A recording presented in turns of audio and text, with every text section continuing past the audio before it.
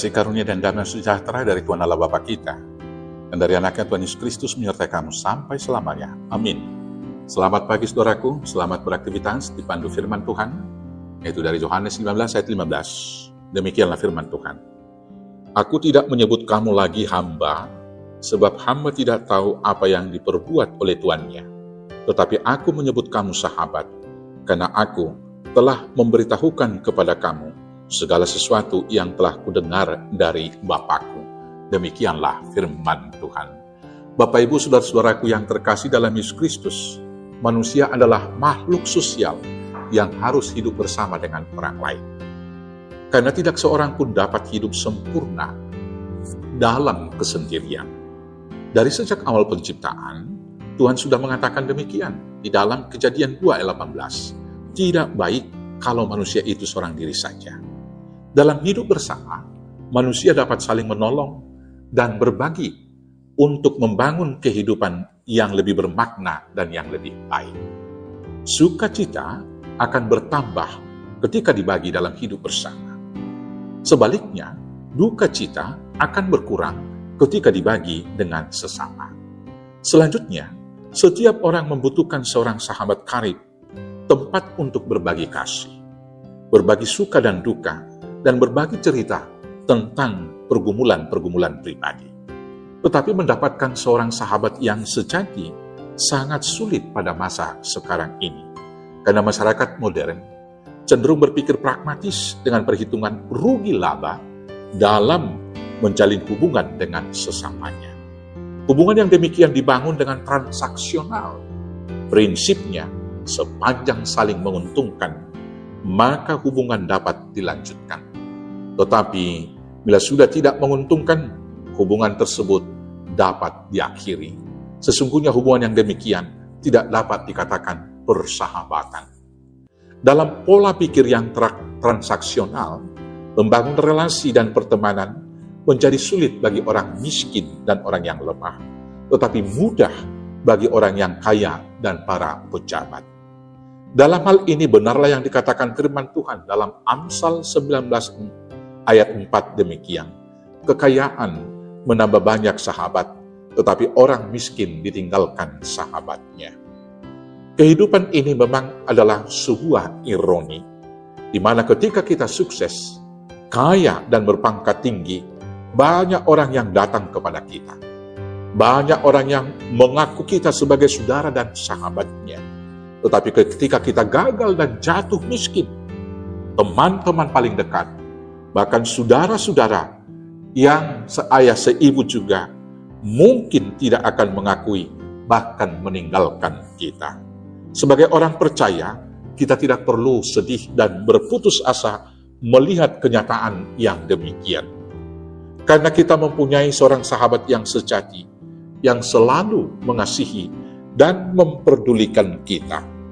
Dia selalu ada setiap kita membutuhkannya.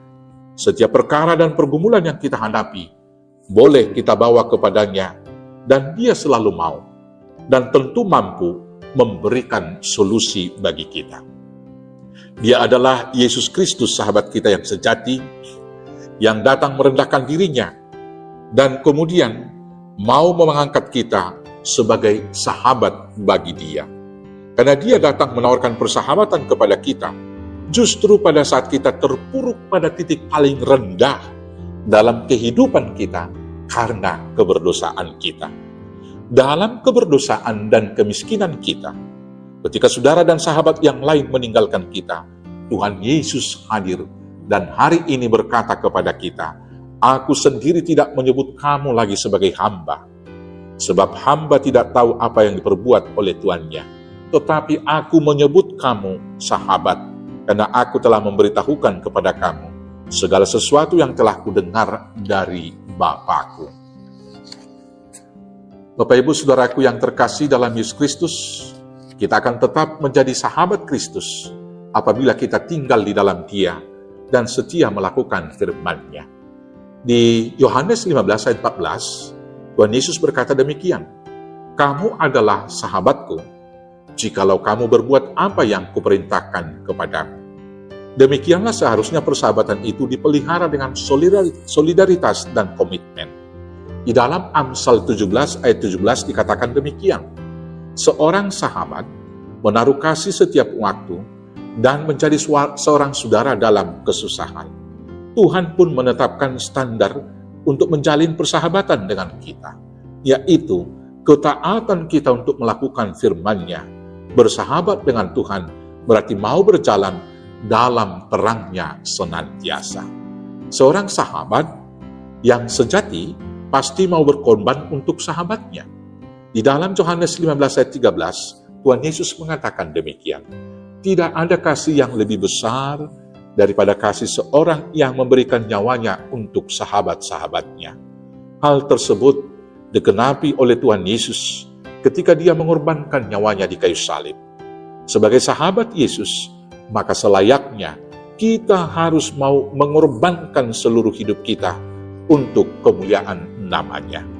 Persahabatan juga memerlukan kepercayaan, sebab persahabatan yang tulus dan mendalam lahir dari keinginan menerima apapun adanya keberadaan sahabatnya. Persahabatan diperlukan tidak hanya sebatas pencapaian cita-cita, apalagi cita-cita politik. Apabila Yesus sudah mempercayai kita sebagai sahabatnya, maka kita harus beriman dan mempercayakan hidup kita kepadanya. Persahabatan sejati dijalin bukan hanya sementara, tetapi selama-lamanya sampai akhir hidup. Maka persahabatan itu harus dipertahankan dengan komunikasi yang intensif dan terbuka. Berani mengingatkan apa adanya, baik yang buruk sekalipun, sebab tujuannya adalah untuk mempertahankan persahabatan itu sendiri. Demikianlah persahabatan kita dengan Tuhan Yesus harus kita pelihara dan kita pertahankan dengan jalan tetap berdoa. Bapak Ibu Saudaraku yang terkasih dalam Yesus, apabila dalam pergumulan, kelemahan, dan kemiskinanmu, kamu ditinggalkan oleh orang lain, oleh para sahabat, dan oleh keluarga, janganlah bersedih dan berputus asa.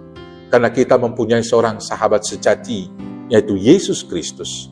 Datanglah kepadanya untuk membawa tiap pergumulan dan kesedihan. Karena tiap hal boleh kita bawa kepadanya di dalam doa. Dia tetap mengasihi kita. Dia tetap mendengar dan memperdulikan kita. Dan Dia senantiasa hadir dan bersedia untuk menolong kita. Selamat hidup dalam persahabatan dengan Tuhan Yesus. Tuhan Yesus memberkati. Amin, kita bersatu dalam doa. Terima kasih Bapa yang baik, karena Tuhan di dalam Yesus Kristus mau mengangkat kami menjadi sahabat. Maka urapi kami agar menjadi sahabat sejati yang tetap menaruh iman percaya kepada Tuhan, yang senantiasa mau setia melakukan firman-Mu, melakukan kehendak-Mu, dan yang senantiasa setia sampai akhir di dalam kehidupan kami. Terima kasih Bapa, inilah doa kami. Di dalam Yesus Kristus Tuhan, Juru Selamat kami yang hidup. Amin. Selamat menjadi sahabat Kristus, selamat beraktivitas. Tuhan Yesus memberkati. Horas, horas, horas.